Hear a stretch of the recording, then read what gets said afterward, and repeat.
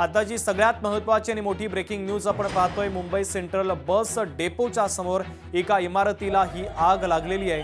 ही आगीची दृश्य देखील आपण पाहतोय। आगीचं कारण अद्यापर्यंत कळू शकलेलं नाहीये। अग्निशमन दलाच्या गाड्या घटनास्थळी दाखल झालेल्या आहेत।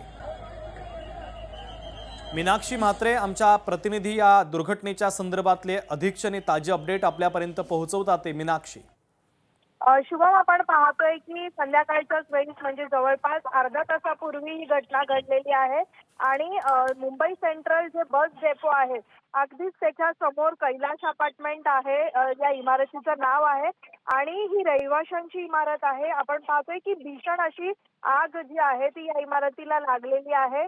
आगीचा भडका कशा पद्धतीत या दृश्यांमध्ये पाहायला मिळतोय यावरून अंदाज लावू शकतो की आग किती मोठी असावी। सध्या जर आपण पाहिलं तर घटनास्थळी अजूनही तिथे अग्निशमन दलाच्या गाड्या आहेत, मात्र आग विझवण्याचे शर्थीचे प्रयत्न सुरू असले तरी मात्र ही आग कशामुळे लागलेली आहे हे अद्यापही कळू शकलेलं नाहीये। आगीचं कारण अस्पष्ट असलं तरी मात्र या आगीत कोणतीही जीवितहानी अद्याप झाली नसल्याचं कळत आहे।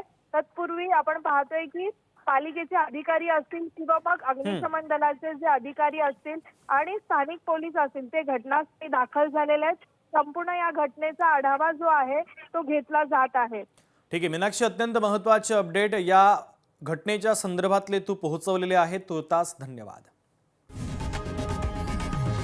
लोकशाही मराठी ऐका, पहा, जागरूक रहा।